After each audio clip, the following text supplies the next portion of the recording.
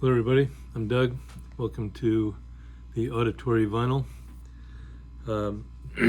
This video will be another episode of New Spins on Old Vinyl, where I just take a listen to some old stuff that I haven't played in a long time and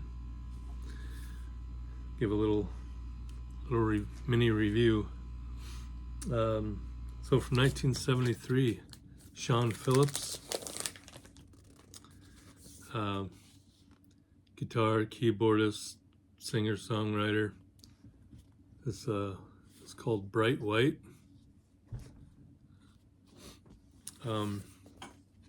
He had worked with Donovan, Clapton, Winwood, and he's made a whole bunch of albums himself, but nothing ever really,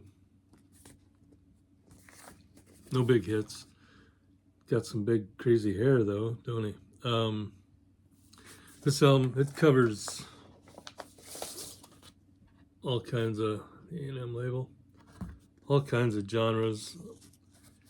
But I would say it's mostly folk, but he adds a lot of keyboards and synthesizers in it, so it gives it kind of a unique sound. He sounds a little bit like Cat Stevens.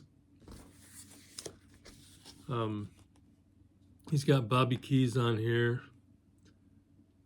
This particular one only made it to 72 in the US, 50 in Canada. He started out in 1965 and his last album was in 2017. But it's interesting. It's not horrible, just different, I guess. Sean Phillips.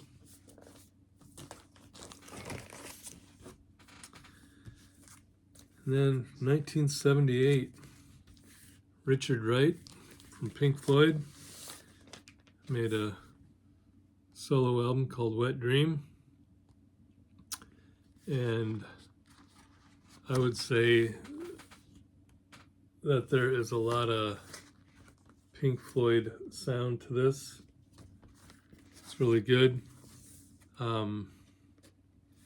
Unfortunately, he passed away in 2008 from lung cancer, just on the Columbia label. It's progressive like Pink Floyd is, but there's a few songs where it kind of gets a little like jazz fusion.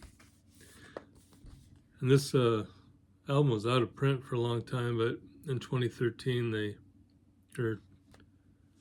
think it was 13, they reissued it on CD. But he's got some guys on here, Snowy White, guy that played with Thin Lizzy in the early 80s. He also played on Roger Waters' solo stuff.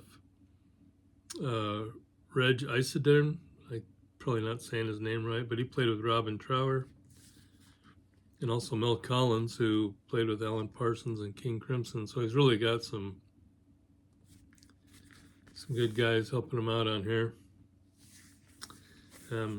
Yeah, if you like Pink Floyd, you'd like this. It's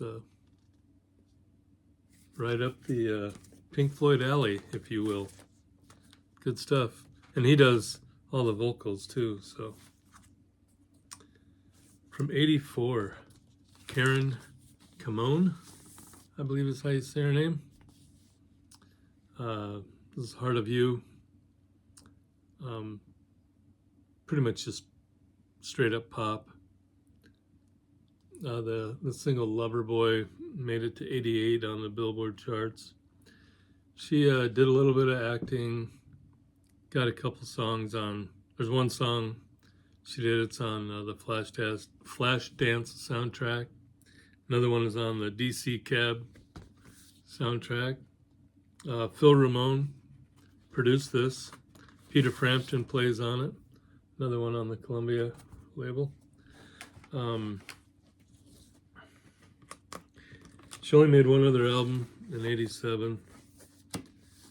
She's done work with the Carpenters and Peter, Paul and Mary, but this is not folky at all. This is, like I say, just straight up pop music.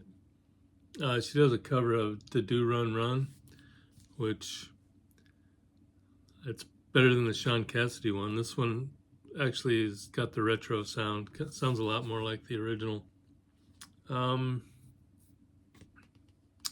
Yeah, that's about it. Like I say, it's just straight up pop.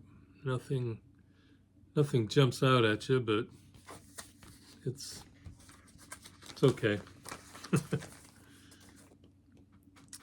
And then the CD, Ugly Kid Joe, As Ugly as You Want to Be. This is an EP from '91. It's got the hit Everything About You. Guys are a California band. They were on the, doing that whole Sunset Strip thing along with all the other ones around that time. They do a cover of Sweet Leaf, and then it jumps into like their own thing that they call Funky Fresh Country Club. But the Sweet Leaf part, they actually do a pretty decent cover. There's the CD. The Everything About You was a big hit. This EP went platinum. And then they have another album that's got the cover version of Cats in the Cradle, and that was huge too. Both these videos and a few of their other ones were all over MTV. They toured with Ozzy, Def Leppard, Van Halen. But yeah, just your typical hard rock from the '90s. Ugly Kid Joe. I think they made like 3 or 4 albums, and then I think they broke up, and then like around 2010, I believe it was, they did a little reunion deal. But I think they're over. Ugly Kid Joe. So there you go. That's it for this week for new spins. Enjoy the rest of your weekend and enjoy the music.